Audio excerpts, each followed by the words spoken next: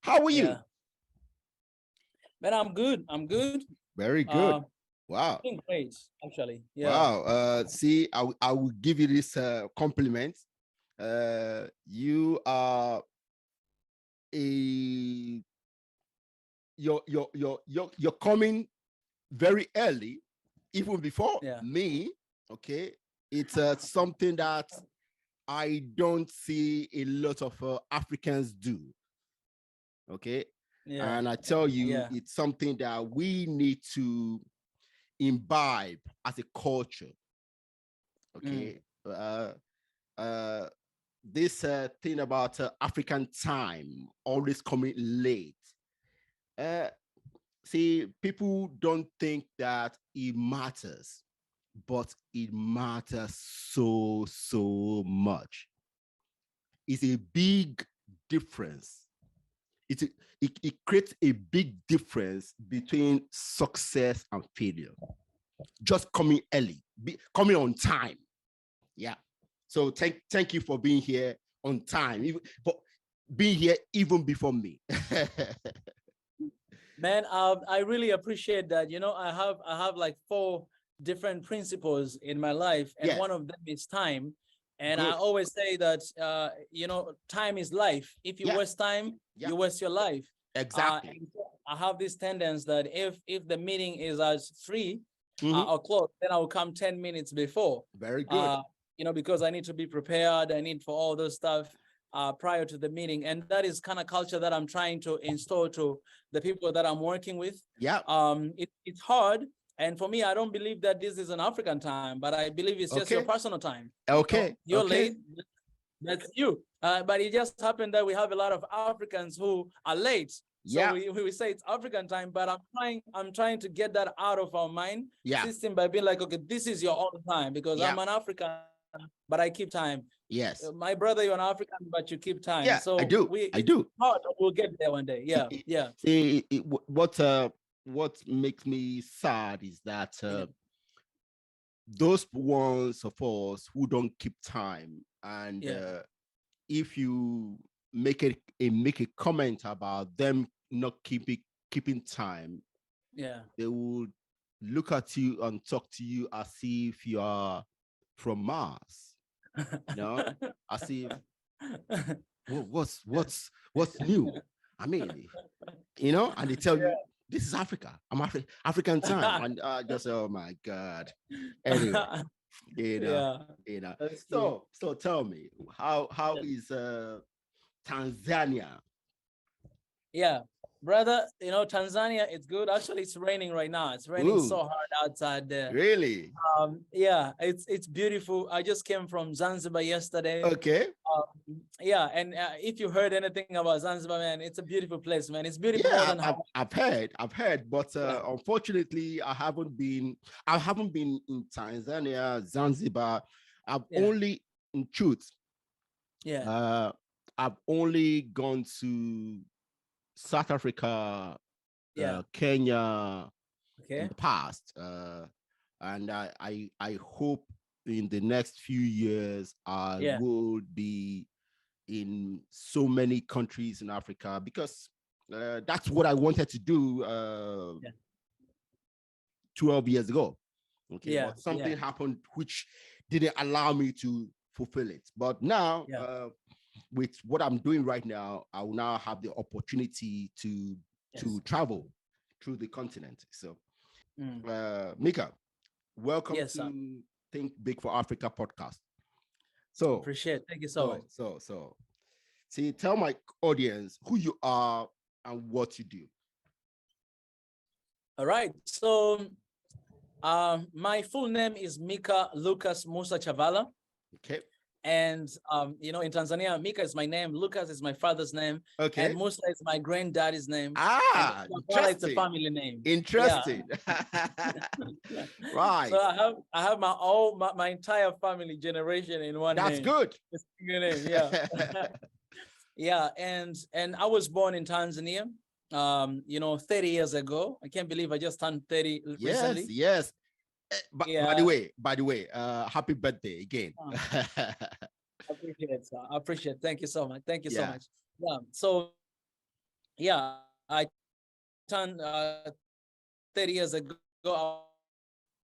I was born here, and I went to abroad. I went to South Korea. That's where I took my bachelor studies. I stayed there for 9 years, and then I just moved Wow. back to, yes, 9 years. Like, Wow. the first year it was just learning Korean, and then the next 4 years it was like studying my major. My major was economics, but Okay. also I studied Islam. That was like my second major. And after I graduated, I worked a little bit for like 8 months, and then I quit. I started to do this movement. That's when I came with an idea Mm. of Swahili Nation. And I worked in South Korea for like 2 years, Yeah. and then I moved back to Tanzania. But the Yes. original plan, it was to go to Spain for master's school, because I already got a scholarship there, and I was Okay. gonna go to Spain for master's school, Barcelona. But the moment I got here to Africa, in my heart, I knew that I was supposed to be here. So I Okay. reached out to the school and I told them that, hey, I'm not coming, and I will stay home in Tanzania. And that Mm. was the best decision I've ever done in my life. And I've been here for more than 1 year, Okay. just working for God and for Africa, of course. Okay. Okay. Wow. So you were in South Korea for 9 years. That's interesting. See, Yes. my Mm. first daughter, she's gonna be 18 this year. She's a big, Eh. big fan of K-pop. You know, yeah, yeah, yeah. Oh, And she's trying to, a lot of Africans are. yeah, Yeah. okay, okay. So she's trying to Yeah. learn Korean language. You know, Oh, I mean, wow. every time I'm with her, she's always telling me about the shenanigans of K-pop nation. You know. Anyway, anyway, yeah, yeah, yeah. Yeah. So Mm. your Swahili nation, say, Yes. what is it?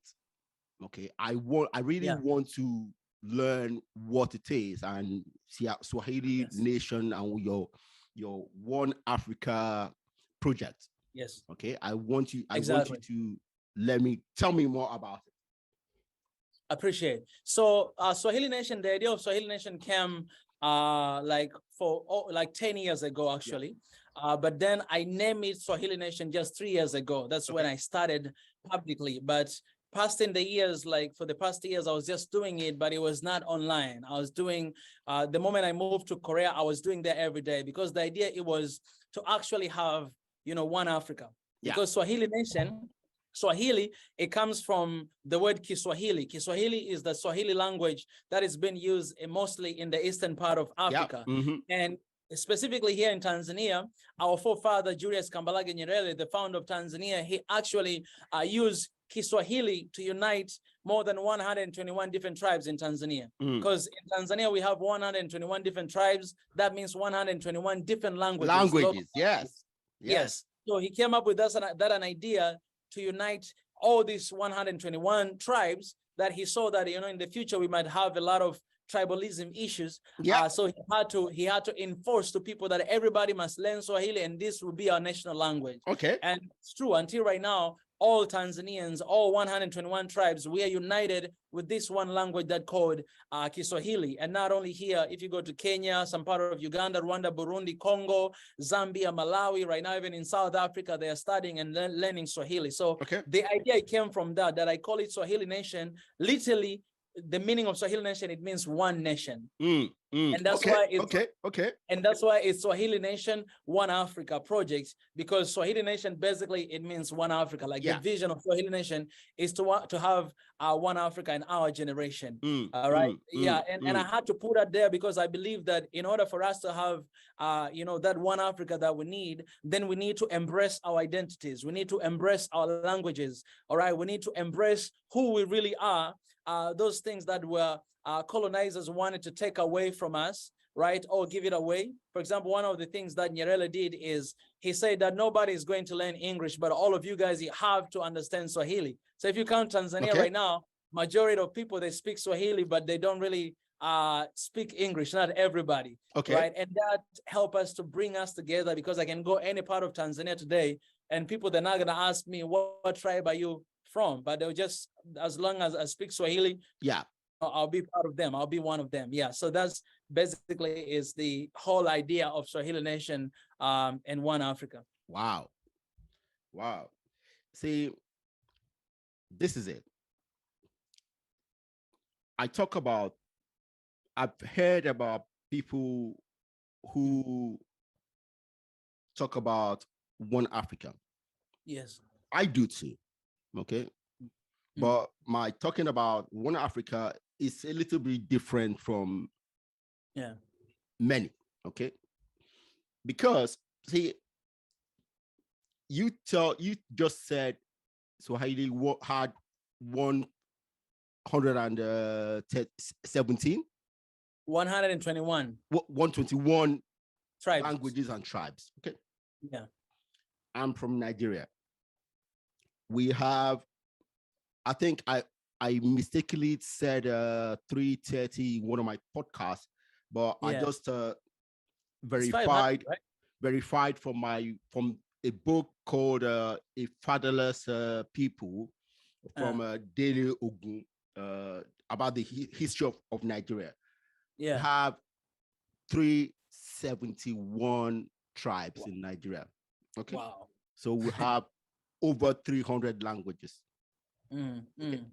Now, if you look through Africa, we have over 3,000 different languages and of course tribes.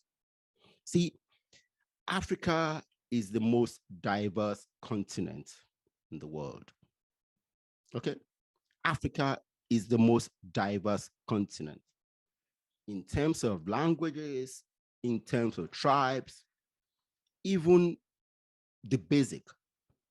See, every gene in human DNA you can find in Africa. Every gene. Okay. So we are so diverse people.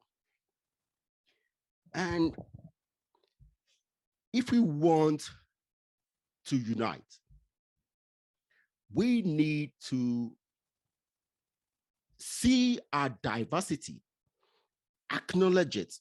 See, because like President Yenre did a good thing by uniting the people through one language. It was a very great thing he did there. Okay. Now, did he stop anybody from speaking their own local languages? No. Very good. Very good. So you guys in Tanzania still speak your tribal languages as well as Swahili. That is good. That is excellent. Yeah. Now, what I ask people is this.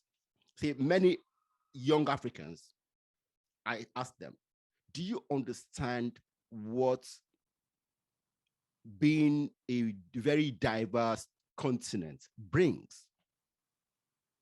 Okay, because if you want all of us to unite, we need to understand what the challenge is. If you don't understand the challenge, then you can't do anything to mitigate them. And what I've seen is that most of our young people who shout one Africa, one Africa, one Africa, do not understand the basic challenge of our diversity. What do you say about that? I agree with you 100%. I agree with you 100% that, in order for us to find solutions to issues that we're going through, we must understand the source of our problem, the roots of our issues. Then we'll be able to actually, solve the problem. Yeah. And one thing that you say that is very important is that diversity. For example, there are a lot of people that they challenge me. They say that, oh, Mika, we see that you're talking about, we should have one language, in Africa, in order for us to be united and all those stuff. I cannot leave my own language and start learning Swahili today. Why your language you should learn? Why you should not learn my language? And one of the response that I give is that right now in Africa, you have a lot of schools are teaching French, teaching Chinese, teaching German, teaching different languages in our universities. Yeah, okay. And I said, why don't we? Okay, we in the East, we speak Swahili. Why don't we learn the languages that are coming from the West? Because I know the popular language in Africa, the first one, of course, is Swahili. Majority of people are speaking. And then the second one, I want to remember if it's, I don't know if it's Igbo or this one language. No, it can be Igbo. Maybe Hausa. Because the Hausa language is spoken by the Hausas. At least in Nigeria, it's spoken by the Hausa and also by the Fulanis. They are very big tribes. In Western Africa. So I was looking at that. I saw that it was the second one. And then the third one, it was Amharic. That is spoken by, Ethiopia. Ethiopia is the second largest population in Africa, and even Eritrea, some part of Eritrea. So after seeing that, I said, why don't we start by learning our languages? Okay. Like people from the West, learning the language from the East. Let us learn the language from the West. Let us learn the language from the North. And from that point, we'll be like, all of us will be having ability to actually speak multiple African languages, and we can be able to integrate with one another, because the thing is, we need to bring our people together, and bringing our people together, we need to have our own identity that can hold us together, and also like to have that sense of identity that we communicate with our own language, we communicate with our own people. And I was really encouraged, because I found out there's one university in Ghana, I think the biggest university in Ghana, they have a Swahili, lecture there. They're teaching Swahili. And everywhere in South Korea, all universities, they're learning Swahili. Now, if you go to the UK, I'll ask you this question.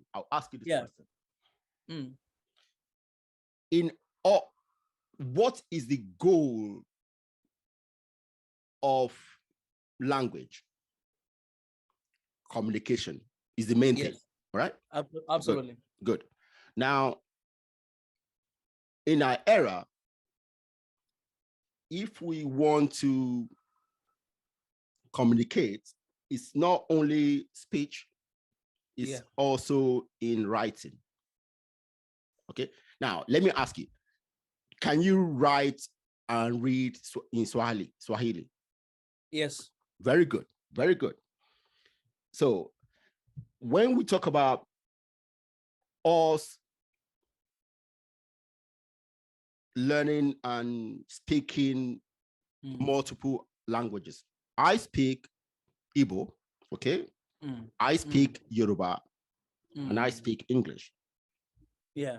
Now, I used to be able to read Igbo and Yoruba when I was in primary school, but I didn't read in those languages more than primary 3 or 4, okay?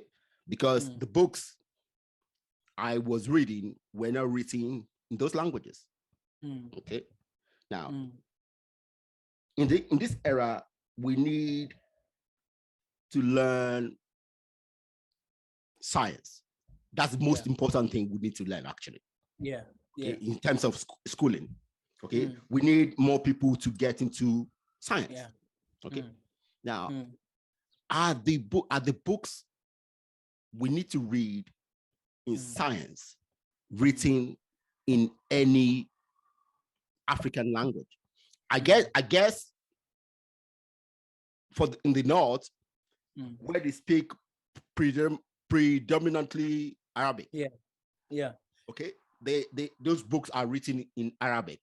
Now, that's because the language of Arabic it covers most of North Africa as well as the Middle East. Okay, and when it comes to science, for example, the Arab were very instrumental in the development of science at the beginning. Okay, so they were in there at the forefront at the beginning. Which African language has been used to communicate science? I'll say this. Giz. What? You know geese. Geese, the Geese bird. is an African alphabet. Okay. That is coming from Ethiopia. Okay. You know, Ethiopia is the only country that are using the African alphabet, like its own alphabet. It's not, they're not using the Latin. Okay. They're using, and that is I didn't know that. Okay. Exactly. And that is geese. They call geese. Okay. And when you get there, because all of them, they're speaking, Amharic, as I say, that language is so rich and deep in everything, in science, in technology, in everything. And some of the suggestion that I had from that place, because I went there like 4 times. I love that place. People, they told me, you know what? We can actually, even at this age of time, we can develop and mix up our languages together to be able to have one common language. It could take a long time. I know it might take like years or something, but if it's something doable for the next generations, I think it's something that we can do. And as you know, why is it important for us to develop a new language, just to have an African language? Why is it important? It is important because, for me, I reach out to that conclusion because there are people who are not agreeing with an idea of having a certain African language to use for all people. All right. And my suggestion have always been that, we don't need to have a one language. It's important to have a common language because, and I always give a suggestion, Swahili, not because I'm coming from this area, but it's because Swahili is not belonging to any tribe. It's not a tribal language. Okay. So that's the difference of Swahili as a language with other African language. That is not a tribal language, but it's an African language that anyone can embrace it and start and learn. It's important because that is what holds our identity.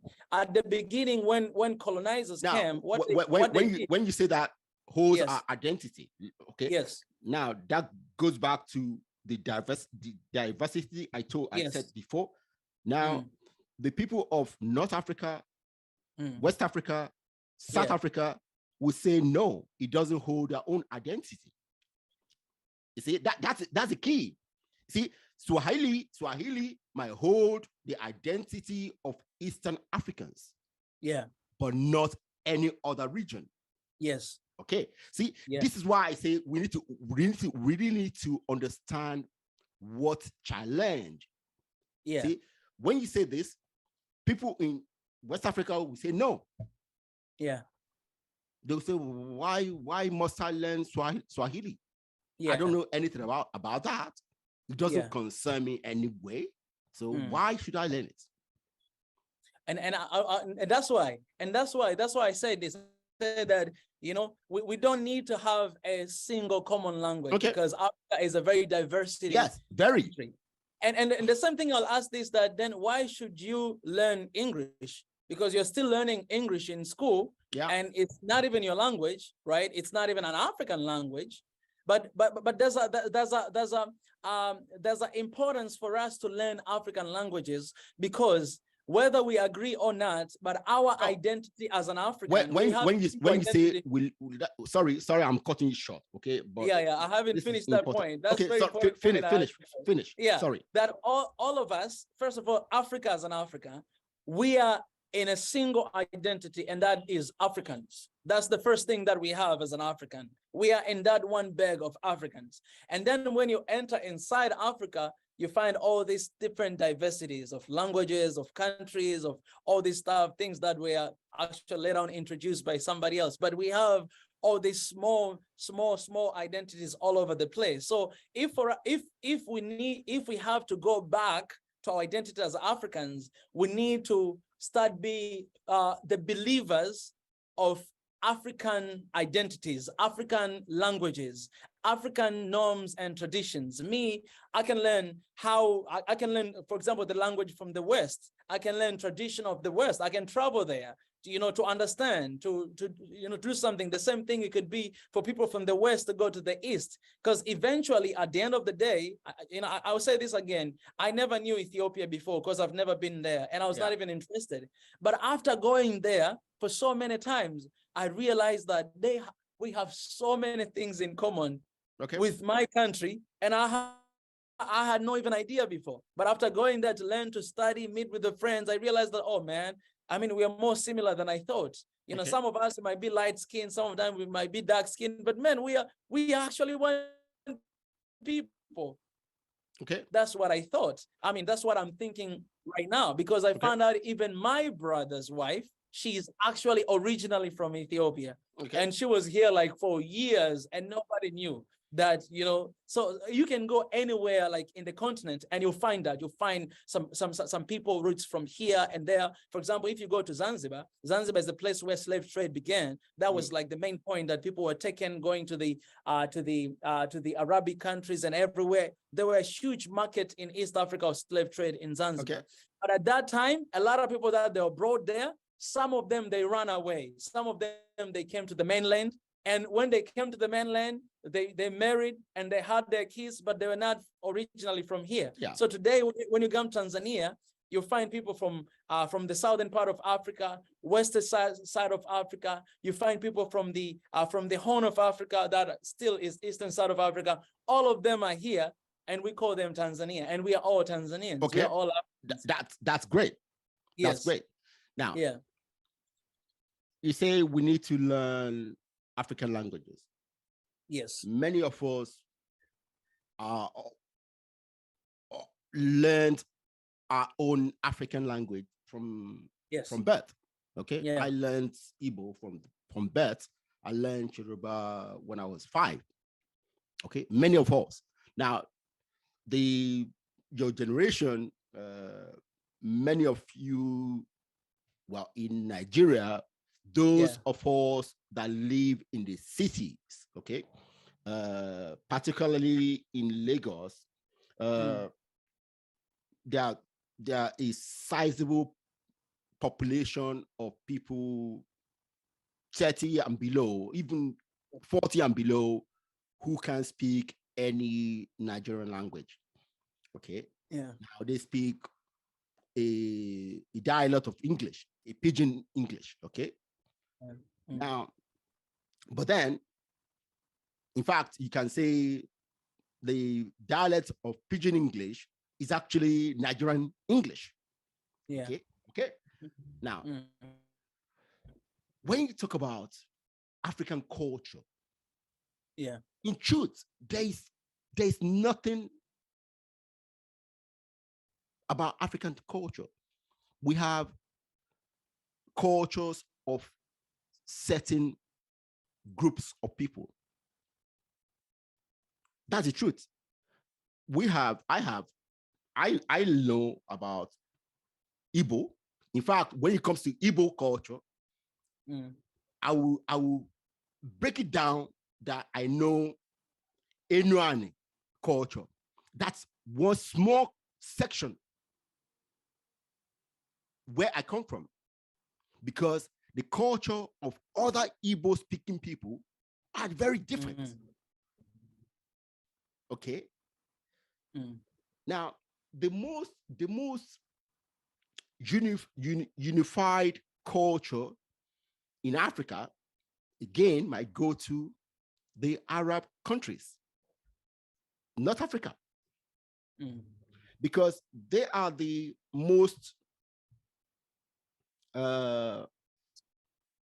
what's the word? Fused region of the continent. Okay, because again, they have always been in the forefront of external communication, whatever. They have been there before the Greeks, the Romans. They were all in that space. Okay, most of us south of the Sahara were desperate tribes that they didn't even know that 10 miles south of your village, there was some other tribe that speak a different language. Okay, until maybe 7-6 centuries ago. Okay, so that thing about African culture, what is it? I love that question, sir.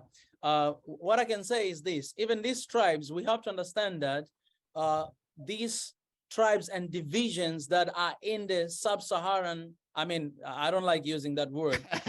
Well, see, sorry. See, let's not be that sensitive. It's sub-Sahara. That's below the Sahara. It's very simple. Yeah, I can hear you. So I'm saying let's not get too sensitive about those things. It only shows that one is below Sahara, one is, that's, you know. For me, I don't like using that word. Okay. Not because of sensitivity, but because I don't like the division in this continent. Okay. And I don't like the division in this continent. And I think a huge part of it, of course, it was played by the very beginning. You know, I was saying that for me, I don't like the division that is in this continent because especially in this side that we are talking about, apart from the northern part of Africa, we all have to understand that, you know, the tribe thing and all these different divisions that we have, the huge part of it was played by the colonizers when they came, right? They wanted to divide, they wanted to conquer, and they wanted to, they wanted to weakenize, our people. For instance, I'll give you an example. This is a living example of Congo Kingdom and Angola, which back in the days used to be called Ngola Kingdom. You know, Congo and Angola, it was actually the one big, huge kingdom. But, you know, but here, like you had like Ngola Kingdom, here you had Congo Kingdom that went all the way to the other part. But when they came, after that meeting, the dream and the vision, it was actually to divide and to conquer. So what they did, the Portuguese, they took this side of Angola Kingdom, and Belgium, they took this side of Congo. And what they did, they taught their language. So they taught Portuguese to Angola, and they taught, French to people from Congo.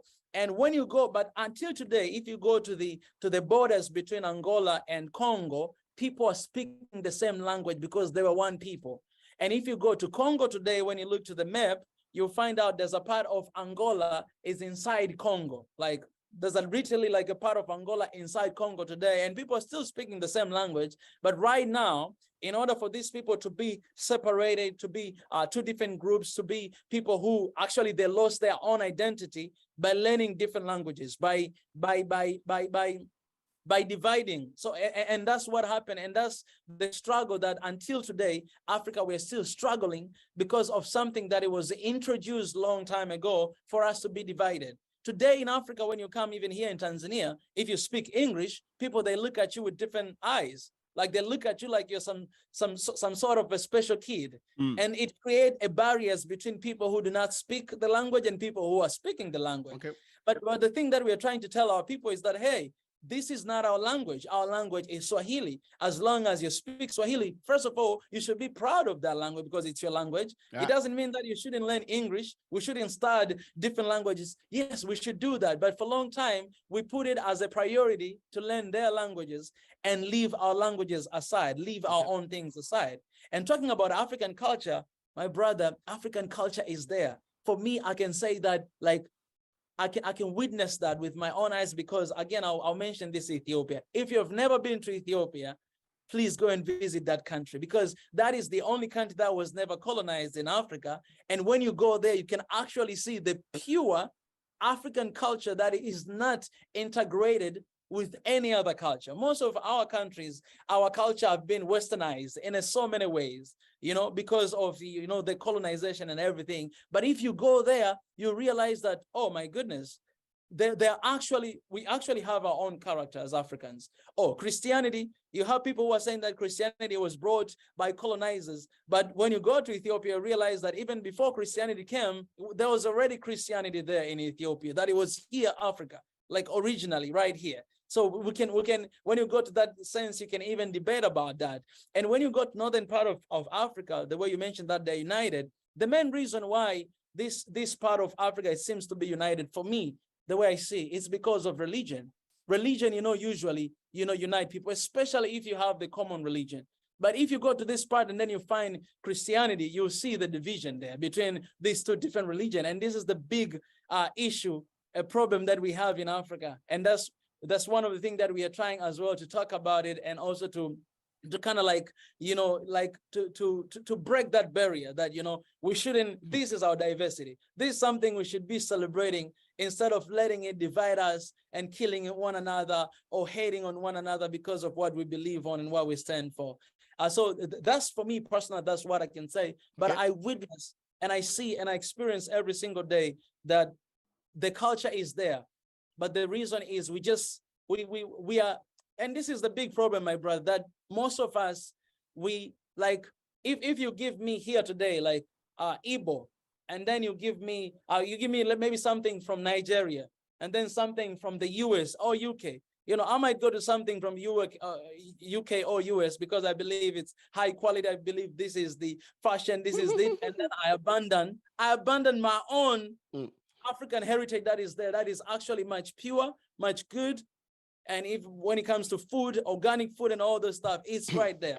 Okay. So you can see our priority, how they're changing most of times because of the influence that we have. Again, I'll push back yes, by saying this again. I will say this again. There is nothing called African culture. Okay. Now you say our culture, our indigenous cultures have been diluted. I say no, not true. Okay. Because if you take the Hausa Fulani culture, it's still on. Okay. If you take Nigeria, if you identify one area of Yoruba land and go there and to see what they do in their traditional culture, is still there. And that is African culture. Why are you saying there's no African culture? Hold on. Yeah. See, what I'm telling you is this: there's nothing called African culture. Those cultures are specific to the tribes, even to the section of the tribe. Yeah. Okay, it's not African culture because those cultures are very, very different. Okay, now I was born in my village. Okay. Yeah. Okay. I understand the culture in my village. I love it. See, one thing today, I love rock. Okay. Yeah. I love rock. That's my favorite music. But why do I love rock? Because I've been investigating why I love it. Yeah. What do I like about rock? Drums and guitar. Why do I like drums? Because as a young child, growing up in my village, I loved drums. You see, if I hear the big drum used in my village for funeral celebrations, the masquerade dance, when I hear it today, I'm gonna be 50 this year.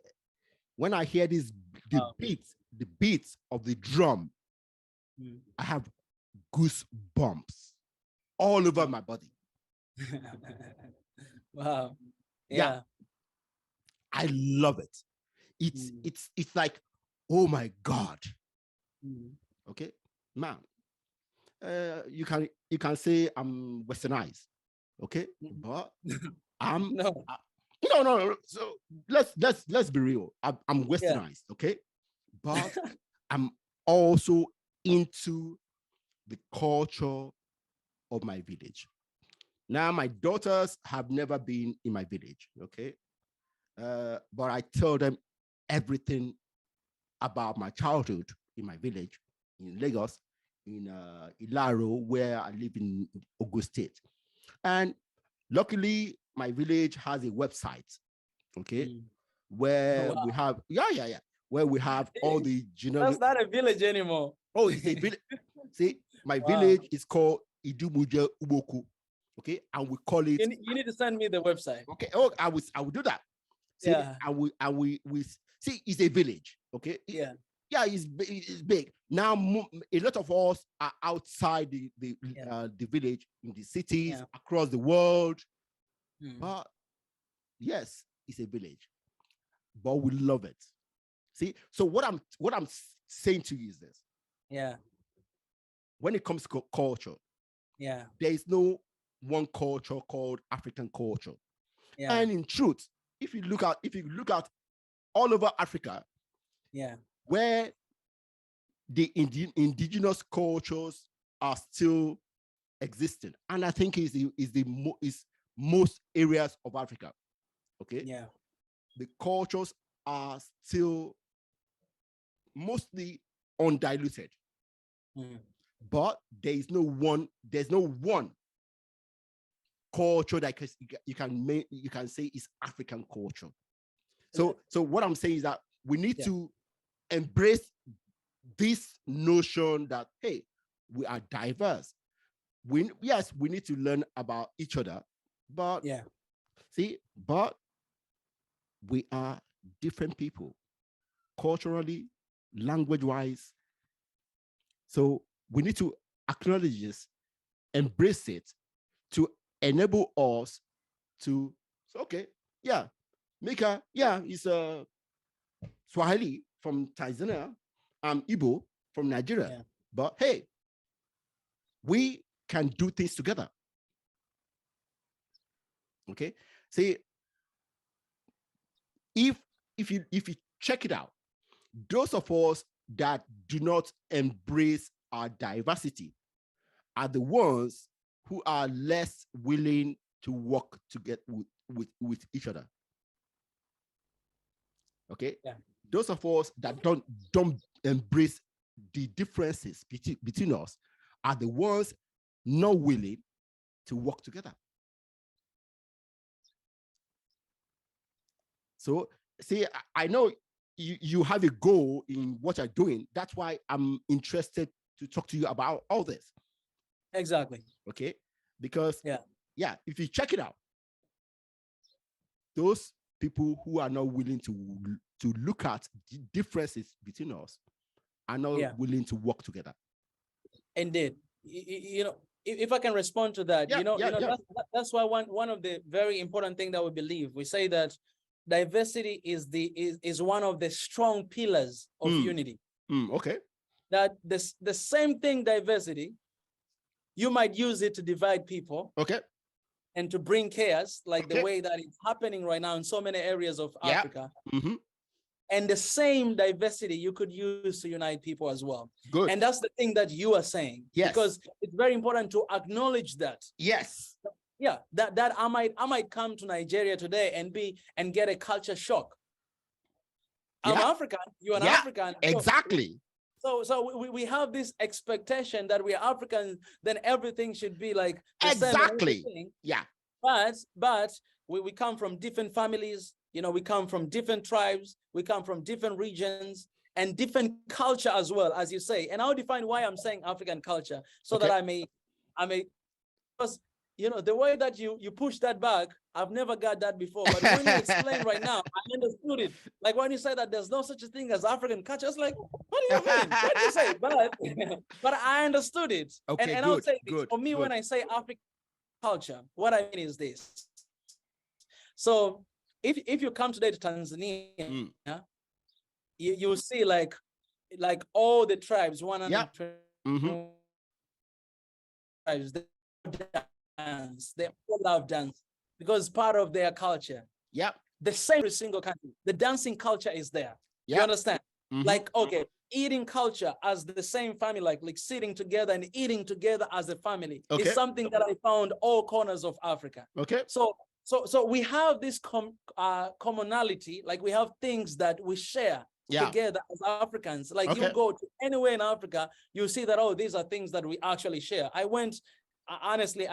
didn't go to the northern part of Africa, but I went to Dubai in a way that, the culture is hugely influenced by the religion, as I say again. When I went there, I saw the same thing. I was like, hey, we do this in Tanzania. Oh, we do this. We have done that. So for me, why don't you think that these things you see all over different areas of Africa and Arab countries, why don't you think about them that they are human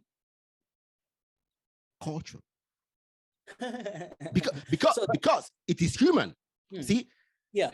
Sitting together and eating together is a human thing. It's not African. Good. You definitely have a point. You definitely have a point. So what I'm trying to say is, for me, when I say African culture, that's what I mean. That there are things that you go anywhere across the continent and you find people do it. And of course, you can go largely and say, oh, this is human culture. This is something that every human being is doing. But I would like to do. Exactly. But the context of what I'm talking about Africa in general. And I'm trying to tell people that, yes, people, we are different. Yes, we have different culture, we have different languages, but we also have a lot of things that we share in common. We have things in common, and we should focus on that, especially in the time that we feel like we cannot be one. We should focus on that, but also we should not forget our diversity. That hey, just because you're speaking that language, it doesn't mean that we cannot communicate. I went to some villages. I went to some villages in Ethiopia, my brother. They didn't understand English. I didn't understand their local languages. But you know what? We stood up, we danced, and I have videos. We danced together, we communicated, we laughed together. There's a way of connection that it was there between me and them, that we just like it just carried us. And we felt like we knew each other for a long time ago and all those stuff. So I thought like it's very important for me to share that, so that when I say African culture, this is what I mean when I'm saying African culture. But what the point that you pointed out, I think it's very, very, very important point for all of us to remind ourselves again and again in this journey of uniting our people. That hey, we need to hold on to this because this is our pride. Good. See, I'm happy that we got in, through this. Exactly. Now I will finish this topic by saying that many of these things that we see as African culture are actually human culture, because they are the things that human beings like to do. Irrespective of where we come from, what languages we speak, these things every human being wants to do. And see, just like you want to bring Africans together, I also want to do the same thing. But I will tell you, my ultimate is to bring human beings together. All right. So yes, I'm into promoting Africa. I'm very interested in seeing Africa develop. But ultimately, why am I doing this? Is because I want Africa and the rest of the world to grow together. All right. So that's my own. Mika, see, let me just ask you this. Last week, I saw a post on LinkedIn about Tanzania government asking that English be used in their secondary schools. Is that true? Actually, I came up with another post after that. That was not a true news. Okay. And it was not a true news because, and it's strangely, that's again we can, because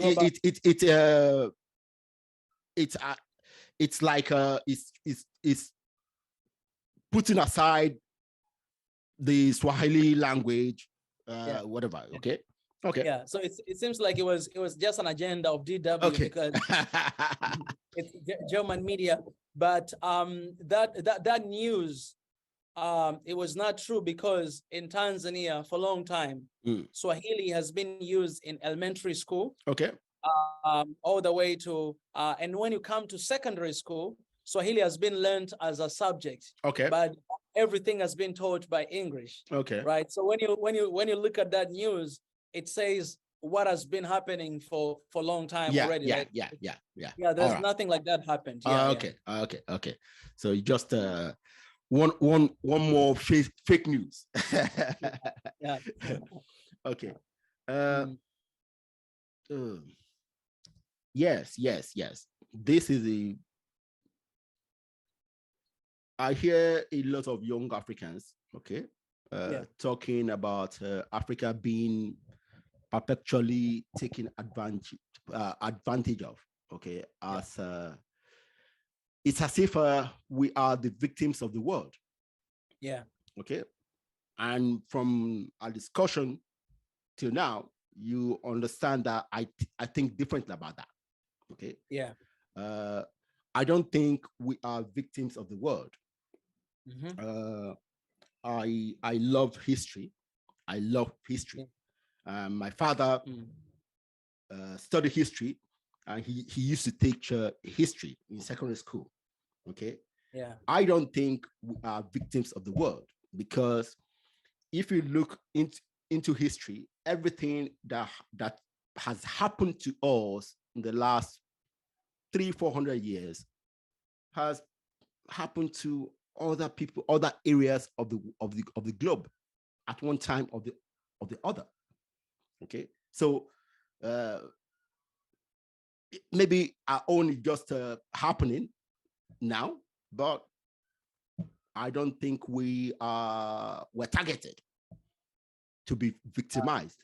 You don't I don't think that? so. Okay, so what do you think? Maybe let me ask you a question before I answer that. Yeah.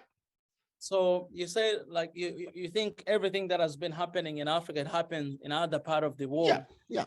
But I'll ask you, I'll push you by this. I'll ask you, do you think the same magnitude that it happened in Africa, or it's happening in Africa, that's how it happened in the rest part of the world?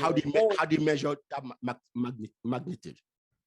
Yes, because when people, they start victimizing themselves, because they see unrighteousness, they see unfairness in treating a certain group of people. That, okay, we might all be colonized or something, but why this one group of people is being treated like the least and worse than any other group out there that is there. Okay. And that is something that and I want to know from your side, do you see that? Do you see there's unfairness of treatment between particularly Africans and other groups of, like, the way those classes?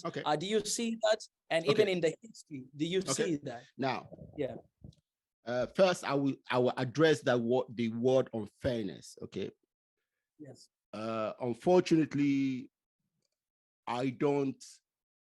there's nothing called unfairness in this world. Okay. Things happen. Okay. Things happen. Things that, see, what happens is that in a different era, we look back at what happened in the past and we say, oh, that was unfair.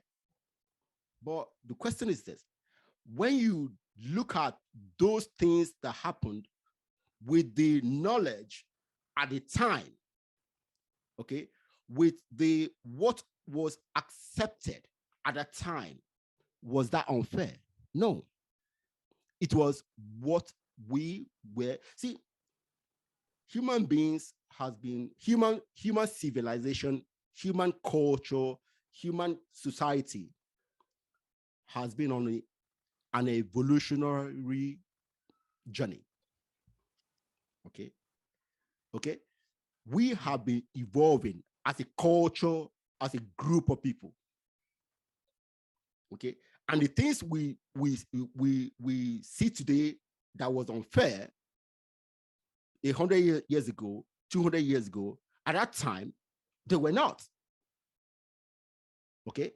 So now, when it comes to talk about Africans being targeted, maybe now we see it, but other groups have been targeted. See, what has always happened between two groups, one more advanced and one less advanced. Unfortunately, with human beings, the one who thinks they are more advanced, they dominate the ones that they think are less advanced. Okay, before the English colonized Nigeria, okay, the Fulanis were advancing through North Africa, not Nigeria, going down to the west, conquering every group they meet. And that's exactly the same thing that the English did from the south. Okay, they were two different groups doing the same thing. Only one group were Africans, the other group were Europeans, but they were all doing the same thing, conquering. Okay, and then they now conquered the whole region, and then formed the country they call Nigeria today. For me to respond, because I didn't respond to your question, for me, I disagree. No. Okay. And okay. Yeah, and I disagree because I do believe, I don't even believe, I see that Africa you're breaking up. Oh, sorry. Being targeted from the very. Can you hear me? Yes, you're breaking up. Go on. Oh yeah. I'm saying I've always seen African being targeted. I can start from the very beginning of time during colonization. David Livingstone and those guys who came to explore, the shores of Cape Town and explore and found this one place, called Africa, and went back to give a report of what they have seen.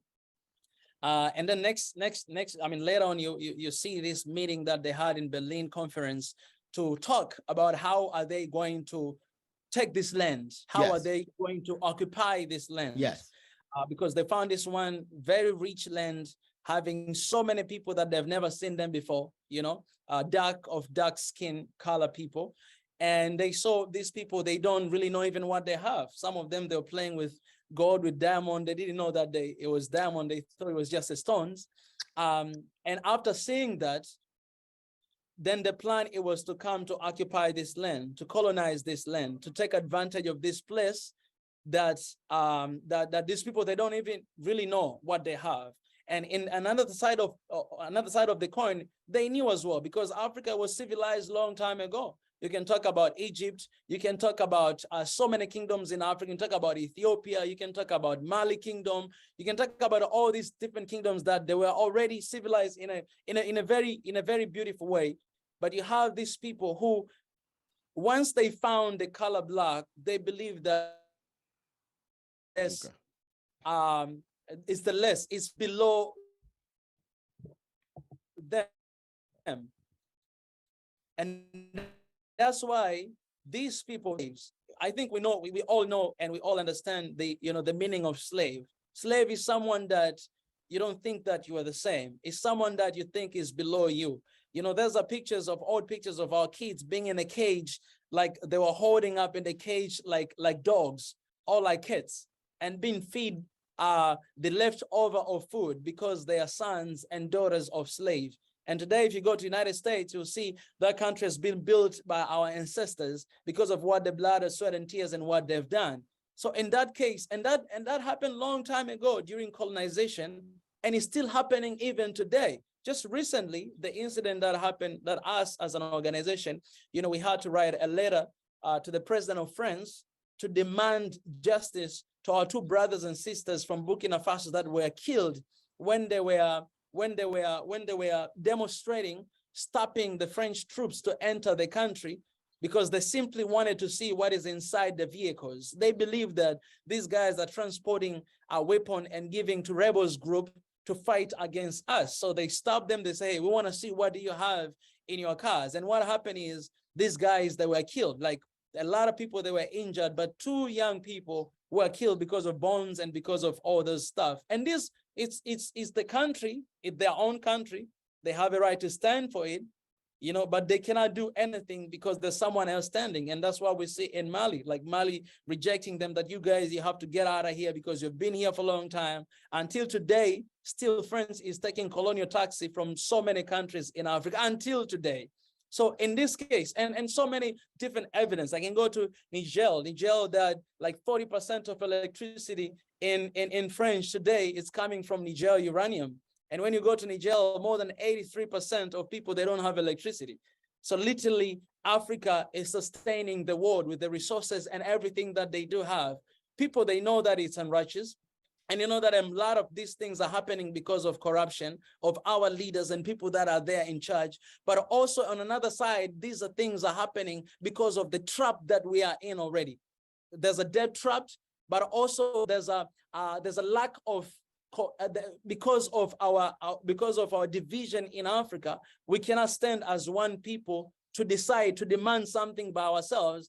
But so you have just few countries, like you have Zimbabwe standing for something, and then they're putting sanction on them. They cannot do anything right now. You have Eritrea for many years has been having a lot of sanctions. You have Ethiopia sanction. You have Ghana. Now they're looking to put sanction because of and that story, I think you know. So because of that, you have like whatever that these African countries try to decide, there's a sanction because of whatever that happened. Whatever this, there's this. Whatever this, there's a sanction. And then, so you have a very, you know, divided continent, divided countries, and you have so many different continents out there.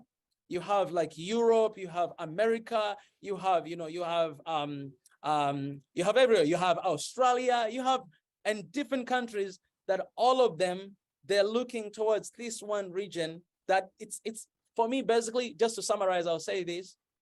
Back in the days, colonizers, they came with guns and weapons, but today they're coming with money. Okay. So do I agree with the concept of victimizing myself and dwell into that? No, I don't agree with that. I believe that Africa, yes, Africa has been victim for so long. I believe that, but I don't dwell into that because I don't like victimizing myself. What I'm trying to do is to find a solution. How are we getting out of this? Because a huge part of things that happen in Africa, they are caused by Africans ourselves. Okay. You know, some of us, we saw our leaders. You see what happened to Patrice Lumumba of Kenya, of Congo. They sold him and he was killed. What happened to Thomas Sankara? His best friend from the same country, he sold him and he was killed, and so many things. So all these things, Africans, we are responsible for that in so many, like in so many, in so many percentage, but also we cannot disregard that is not looking Africa that, and they're not there to support Africa, to develop Africa. No, they're there because they see their own interests. They're there because they have something on the table to get. And are they going to stop seeing that? No, they're not going to stop, you know, because that's how the world works. But the only thing that we can do is to know our value, to know our identity, and also to stand with the firm decision, to come together as people and to have the good contracts, good agreements that will benefit our people and not just a certain group of people, and transform this continent, because we cannot really stop what is happening unless we come together and try to get out of this deep hole that we've been in for so long, and we still make the same mistakes again and again and again. Okay. And that's why today I'm here doing what I'm doing. Good. Because of things like this. Now, see, you have talked about so many different things.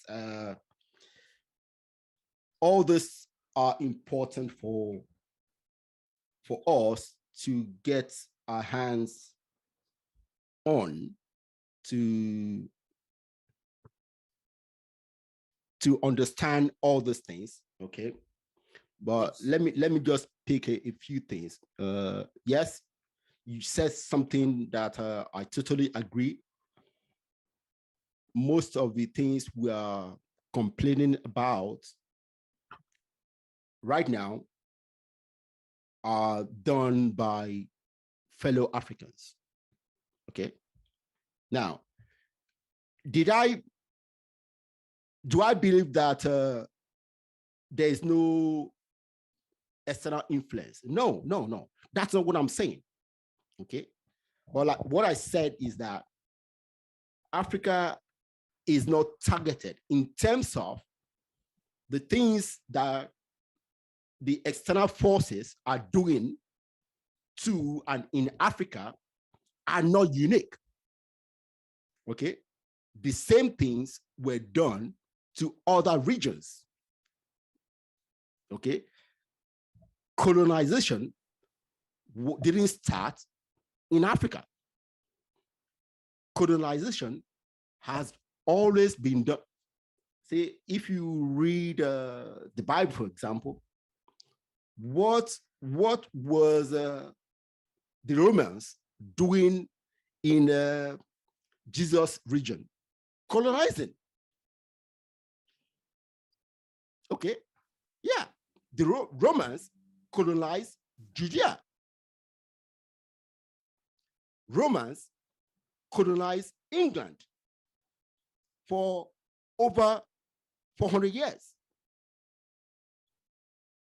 Okay, and the Europeans decided to colonize Africa after 400 years of transatlantic trade ended. Okay, so yes,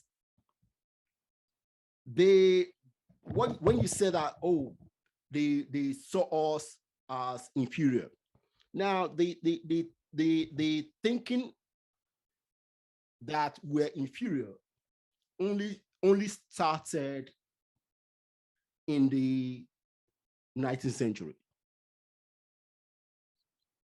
Okay, the 18th century, the Enlightenment area. Okay, but before then, they never thought that we're inferior. See, I heard a lot of young people talk about the Moors conquering Spain, and I'm happy about that. See, the Moors conquered Spain, the southern area of Spain, and dominated it for over 700 years. 700 years. Yet Africa was colonized less than 100 years. See, colonization has been done by many different people. Okay, and see, so what I'm saying is this: yes, a group of people who are colonized do not like it. That's the truth. Okay, that's the truth. But it doesn't. It should not be. We should not see ourselves as victims, because seeing ourselves as victims will not help us to overcome our challenges, which we really need to do if we want to develop our land. Okay, I think it's a process. I think it's a process because for me personally, you're living in the UK, so you understand this. If we talk about racism, for instance, right? For me, to where I am right now and what I'm doing, it was a process. Okay. I had to go through a part of my life that I victimized myself. Okay.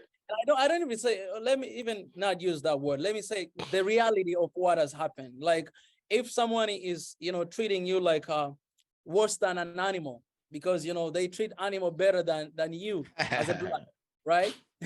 They treat dogs and cats and even monkey better than you as a human being. That's what I experienced in 9 years when I was living there. Every single day, when I stepped outside, when I went to the subway, when I rode the bus and all those stuff. So many different experiences. You mean in South Korea? In South Korea, yes, wow. In South Korea. That even diplomats like diplomats. We had one of the guy who was working in the Nigerian embassy. We were going to the same church, and one day he told us, he say, you know, in Nigeria, I'll be received by security. I'll be, you know, in these beautiful cars, and people, they will even, you know, push the road for me to cross by. But here, I'm just like another black man in another land. And so this is the reality of life of Africans when they're outside of the continent and go outside. Oh, okay. Not even... let me ask you this question. Let me ask you this question.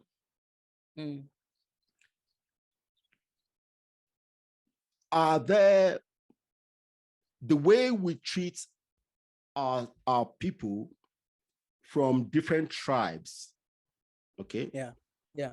See, I ask this question. If every tribe had a different color, would we be pointing to the treatment from some whites as racism compared to the treatment different tribes in Africa deal out to other tribes? You know that is very different, because no. Hold on. But you understand what I'm saying?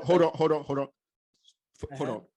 Do you see that difference? First of all, identify the difference. Before the difference is this, and also I'll talk on my context, because here in Tanzania, when you talk about like this tribe is being treated differently, people, they don't understand, because we don't have tribalism. Okay, maybe in Tanzania. In that context. But in other countries, because I know they struggle with that, it's different, because we're talking about race and this is tribe. Yes. No. See, my brother. You see, for me, I've been in England over 15 years. Okay. Yeah. I haven't experienced racism. You haven't? I haven't. Wow. Yeah. Okay. That's a big wow. Listen, I haven't experienced racism. Yeah. Okay. When I was in Nigeria, I experienced what we call tribalism. But you know what? Those people who, my classmates, my neighbors, who say things to me because I'm from a different tribe. Yeah. To today, they're still my friends. Yeah. We laugh about those things. Yeah. I don't point to them and say, you were mean to me. No. I don't do that. And many of them were very mean to me. But yet, I don't do that. So why should I point to, just because they are a different skin color and they do similar things that my neighbors, my classmates did to me in my own country? Why should I point to them as? That's very dangerous statement, because just in fact that you did not. Talking about me. I'm talking about me. Yeah. So I'm trying to answer like this, that just the fact that you did not experience that for 15 years, it doesn't mean that they're not people who are experiencing that. No. Yes, I never said that. I'm talking about me. Yes, I know. That's why I'm saying that. So what you're projecting, for instance, you say that we should not victimize myself. And what my answer was that, this is the process. And then I went back to one experience, and I was in the process of, it's just like, for instance, it's just like when you lose someone, you have a different process of grieving until the time that you are, I cannot say you're fully okay, because you'll never be okay when you lose someone, but you are coming to that stable place where you can actually do your normal things as always. So there are experience. I was asking my mom and my dad. One day I asked them that, hey, how was this colonizing, happen? Like at that time? Because they were there at that moment, and they were explaining to me what they were dealing with them. And my mom, she was saying that, one day, one of their friends, she was literally just hanged like on the two ropes like this and burned like a barbecue. Wow. And she was witnessing that. And when they went to school and they didn't pay the school fees, what they didn't just punish kids, but they call parents, they punish them as well. Wow. Where was that? Tanzania, during the colonization. Wow. During the time of British and German as well. Oh, yeah, okay. Oh, yeah. Yeah, during that time. Sorry. Exactly. Colonization was brutal. I haven't finished yet. Okay. Yeah, I haven't finished yet. So these, I'm giving these examples just to build on the point that I'm saying that I think I think Africans, they have right to victimize themselves. Yes, they can do that because they're really like their real history, their real things that happen to them, like that evil. I don't even call because racism and all this stuff, this is evil, like evil that happened to them. They need to feel that, but that's not the place you have to dwell, because as a human being, you'll feel that. But we need to do something about it. Right now we should be discussing with Africans that, okay, what are we doing next? In order that our next generation may not feel the same way we're feeling today. Because if we're feeling today and then 50 years later, our kids are feeling the same thing, there's a definite problem. Mika, on that note, yes. Yeah. Let's follow that. Yeah. Let's stop over talking about this and let's focus on what are we doing. Yeah. Okay. Okay. So let's stop on this looking back and victimizing ourselves. Okay. So Mika, you are doing things in Africa. Yeah. Okay. And you are trying to encourage more young Africans to do things for Africa. Okay. Yeah. So tell me, your advice to young Africans. Yeah. So that they can add value to the society. What's your advice to them? I love that. I really like that. One of the things that I would say is, let's continue to gain more skills, because where we want to be, we need a lot of skilled people to bring Africa where we want to be. Yeah. And today we have this one term, we call brain drain, because most of our people are outside. I don't see it as a problem, but on the other hand, for instance, just the numbers in the UK, just Nigerian doctors that are in the UK. Yeah. It's crazy. It's more than 13,000. The same thing in the US as well. But when you come to, let's say, if you go to Nigeria, you'll find there's a shortage of doctors and people are dying every single day. Yeah, and other different countries as well. So we have to focus on gaining skills. If you want to go abroad to get the skills, go and get it. But at the end of the day, come back. You have to remember home. Yes, you can come back home for example, I might be today in South Korea and I invested back home. That investment I've done back home, I gave employment to people. Yeah. I'm transferring my knowledge and skills to people, and I'm still living there. Yeah. That's fine. But we should always try to do that, because we have a lot of skilled Africans, but they're not here to help us to go to the another level. Yeah. And on another side as well, the same advice will go to government. That government needs to, it really needs to consider our diaspora. That those are Africans, and I think they need to even be given like dual citizenship, because we have a lot of Africans who wants to have the let's say Nigerian passport, or they want to have Tanzanian passport, but they can't because we don't allow them to have two passports. So they decide to remain with one, the US passport and UK passport, and they cannot do anything with that when they come back home. So we need to acknowledge them, that these are our people. Some of them, they were taking long time ago, and we didn't even go to say that, hey, want our people back.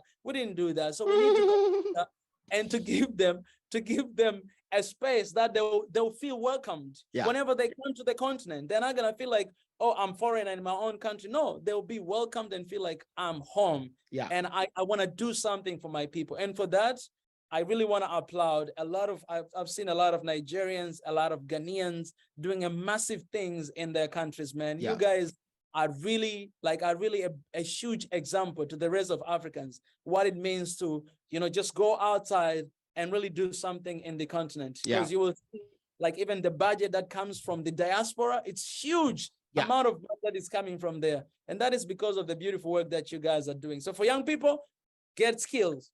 Very good. Very good. Skills, skills, skills. Yes, you're right. You're right. We need it. Now, so my last question to you is, what's your vision for Africa in the next 30 years? What kind of Africa do you want to see? I love that. I'm pulling up my notes because I wrote it down. I wrote it down like a year ago. Oh, okay. How like the Africa I envision, and for this, and for this is not even for 20 years or 30 years. Okay. But I want this as soon as possible, and that's why I'm doing what I'm doing every single day. I'm doing what I'm doing every single day to happen. Because I've seen the plan of AU, 2063, and I'm like, oh, these plans we can do actually tomorrow. Why we're not doing tomorrow? All right, so I'll just read this and then I'll just get something. So I say, all right, I envision Africa where there's a unity, peace, and love because of the equal access of opportunity for everyone. Okay. In Africa, where the people do not often feel it in their pockets or see it at dinner tables, these words, unity, peace, and love, run a risk of sounding hollow. The true love, peace, and unity can only come through initiatives that promotes equality of opportunity. I envision Africa where everyone gets quality education and accessible health services. I envision Africa where no one will be scared to show their ethnicity, region, or belief. I envision Africa where everyone can traverse freely without being scared of their safety. I envision Africa where everyone is respected for just being human, where love, peace, our reason for being, giving is cherished, and sacrifice and service for the benefit of others are honored. I envision Africa where integrity, honesty, and hard work are the core motivation for all people, especially those who leads us. I envision result-based leadership for my people. So I wrote this like a year ago when I was thinking about what kind of Africa I want to see through Swahili Nation, this one Africa that we're fighting for, what I want to see. And this is what came to my mind. And just to add, so I said I wanted to add meat into it, into my vision for Africa. In a couple of years from now, I want us to have African Union passports. I want us to have a borderless Africa, because right now traveling to another African country is more expensive than traveling to Europe. Yeah. And so a lot of people, they don't travel in Africa because it's too expensive. Yeah. Exactly. And right now, as I'm saying, African Union passport, it was already introduced in 2006. All the leaders, they have it, and people who are working for African Union, they have it, and I've seen it. Okay. The goal, it was for people to have it, to introduce to our people, so that once we have that, I mean, it will be very easy for us to be connected as one people, as one African people. I can travel to Nigeria today. I can get visa on arrival. It's okay. You don't have to cancel the system of visa, but it's too complicated that for Ethiopians to come to Tanzania today is more hard than for them to go to the US. Yeah. That's how complicated it is. Yeah. So I hope that that is the Africa we'll have, and we'll embrace one another with our differences and celebrate with one another and cry with one another. When you cry, we cry together. When we celebrate together. See, Mika, in your list, you mentioned several things that are exactly what I want. Okay. Hard work. Okay. See, you mentioned some things which we can only get to once we understand acknowledge our diversity. Okay, but we can't do that if we continue closing our eyes that we are one. No, we are not one, but we can be one. Okay, 100%. We can be one once we understand. Okay, yeah, Mika is of this tribe, and they are different from my tribe in this way. Okay, that's okay. But we decide that we want to be one. I love that. I love that. See, this is the thing. What I want my listeners to take this away from this episode, that we can be one. Okay, but right now, in truth, we are not one. That's true. We are not one, but we can be one. Yes. By embracing our differences. And to embrace our differences, we need to know what those differences are. And that's something that we have been running away from knowing. I want us to stop running away from knowing our differences, because there are so many. Yes, sir. Okay, we need to know those differences, and after knowing the differences, we still say, no, I want to be one with my brother, my sisters. Yes, sir. That's what I'm trying to say all through this episode. I love that. So please, Mika, I'm so happy to have you on the program today. I wish you the best in Swahili Nation. Okay. Thank you, sir. And I hope some time to come, you agree to come back and talk to me, because I want to see your progress. And so thank you for being a great guest. We argued as brothers. Yes. I appreciate that. I love that. Good. Because that is our it's embracing our differences. We need to have difficult conversation, and at the end, we need to hug it out and say, hey, brother, that was a good conversation. Yes, we might not agree on this, we might agree on this, but it doesn't matter. We had a conversation, and that's all matters. Thank you so much for having me. Very good. And I will come here anytime you want me. I'll be right here, because I love this conversation. I've learned a lot, and I love how you push it back. It helps me to think, to go to that creative box of my mind, to think even a little more deeper than the way I think. So I really appreciate that. Thank you so much, sir. I appreciate it. Thank you very much. Thank you very much. Take care. Thank you, sir. Bye. Bye-bye.